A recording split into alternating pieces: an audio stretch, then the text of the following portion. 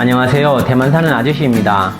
오늘은 신과 함께 1부에 이어서 계속하도록 하겠습니다.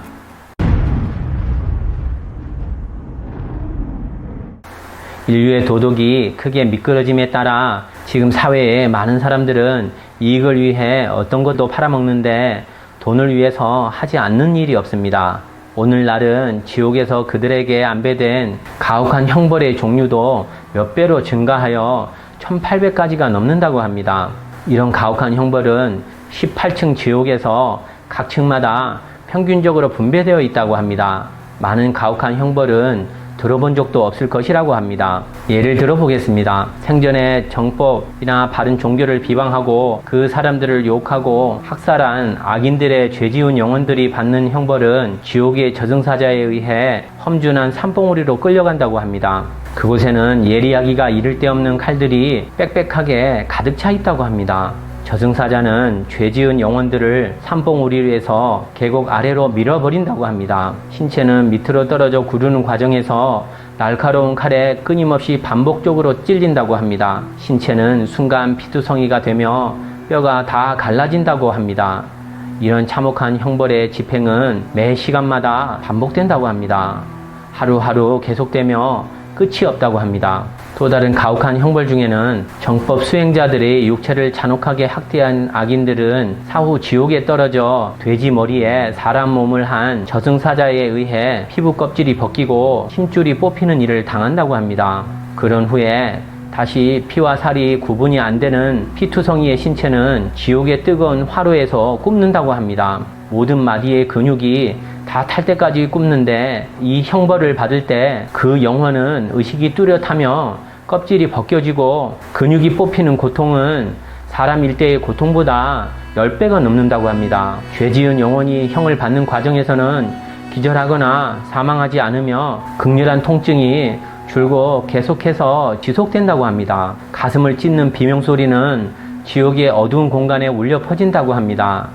영혼의 신체가 새카맣게 탄 후에 귀졸들은 예리한 칼로 신체의 나머지 문드러진 살을 깎아내는데 뼈가 보일 때까지 가서야 멈춘다고 합니다. 몇 차례 가혹한 형벌이 끝난 후 귀졸은 다시 주술적 방법을 사용하여 끈적한 약물에 죄지은 영혼을 담그면 찢어진 신체는 천천히 정상적으로 회복한다고 합니다. 회복하는 과정 역시도 극히 고통스럽다고 합니다. 영혼의 신체가 완전히 원형을 회복하기를 기다렸다가 다시 형벌을 반복하고 또 반복한다고 합니다. 밤낮이 따로 없다고 합니다. 하지만 이것은 단지 그곳에 무수한 지옥의 가혹한 형벌 중에 한 가지일 뿐이라고 하였습니다. 도명 선생은 사람들의 죄업이 커짐으로 인해 지옥에서 가혹한 형벌을 받는 사람의 수가 계속 증가하고 있는 것을 보았다고 합니다. 지옥에 떨어진 죄지은 영혼들은 대다수가 생전에 악행을 한 사람들이거나 각종 수단을 통하여 인류 사회를 파괴한 사람들이라고 합니다. 이런 귀신의 영혼들은 지옥에서 반복적으로 1800가지 가혹한 형벌에 시달림을 받는다고 합니다. 그들의 피부의 각 마디마다 한 개의 세포마다 수시로 맹렬한 고통을 받는다고 합니다. 그의 영혼이 끝이 없는 형벌을 받는 과정 중에서 죄지은 영혼의 의지를 박살내버린다고 합니다.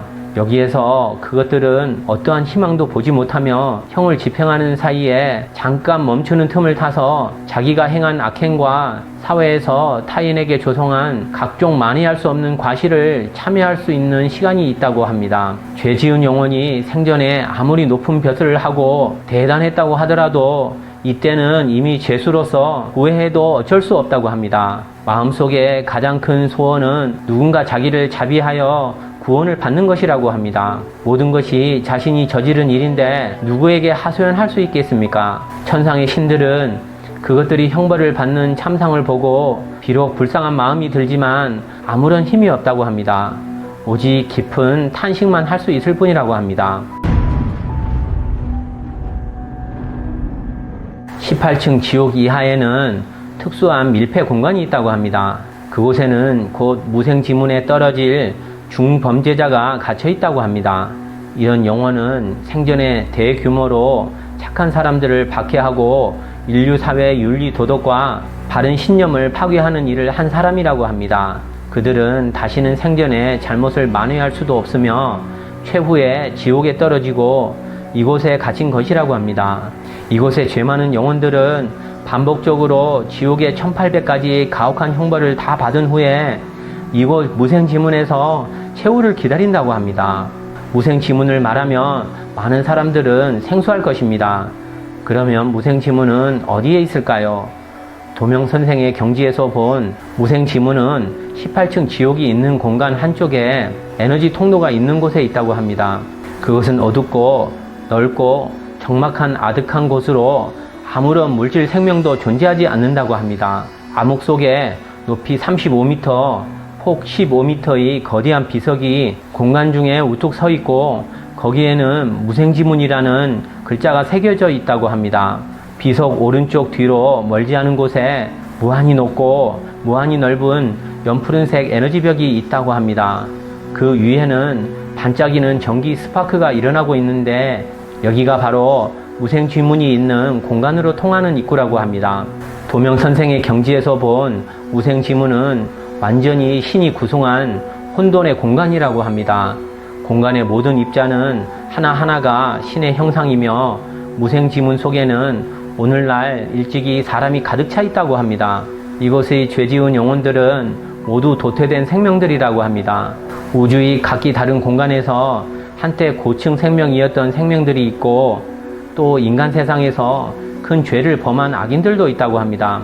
무생지문은 수직으로 81개 층으로 나뉘어져 있는데 정법 과의가 있는 고층차 생명, 예를 들면 열애층차 생명이 직접 관장하며 구체적인 일은 보살층차 생명이 처리한다고 합니다.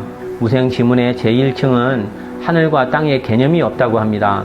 온 공간은 어두운 빨강색이며 육지가 없고 공간에는 오직 온통 허무만 가득한 황산바다였다고 합니다.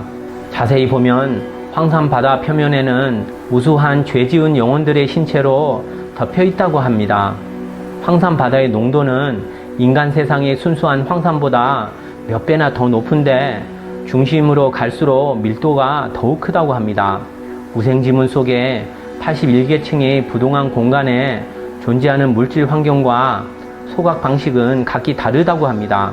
죄지은 영혼은 층층이 소각되며 무생지문 안에 81개 층 공간에서 고통을 전부 다 한 번씩 경험한 후에 소각에 이르는데 최후의 극음지지에 떨어진다고 합니다.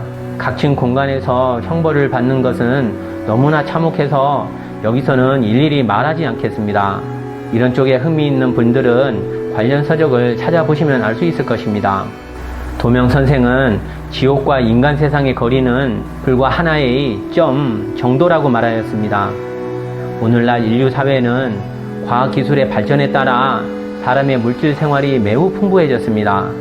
사람들은 지나치게 안일한 환경 속에서 옳지 못한 여론으로 인해 현대인이 신을 믿는 마지노선이 매우 낮아졌다고 합니다.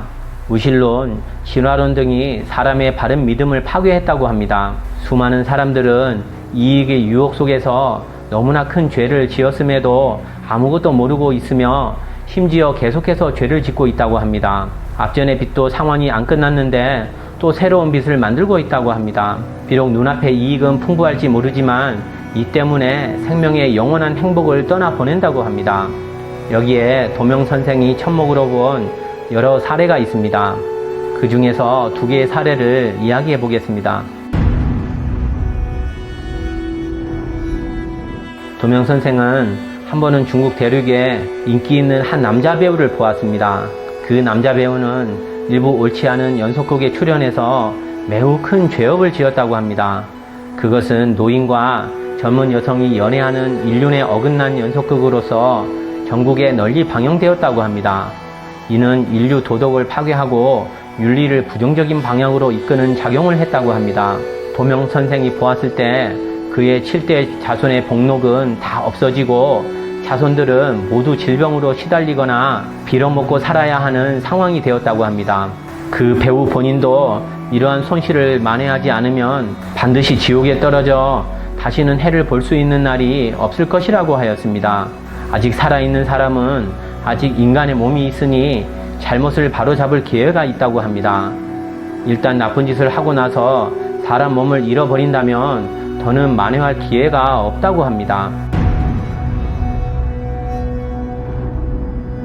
두 번째 사례를 이야기해 보겠습니다.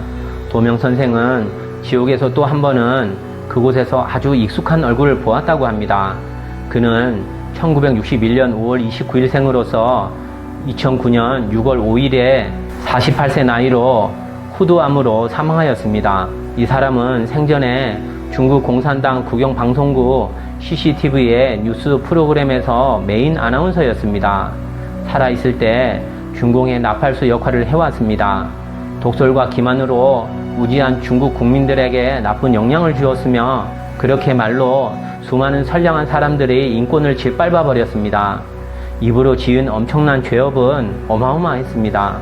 그는 이미 지옥의 모든 1800가지의 가혹한 형벌들을 3번 넘게 집행받은 상태였다고 합니다.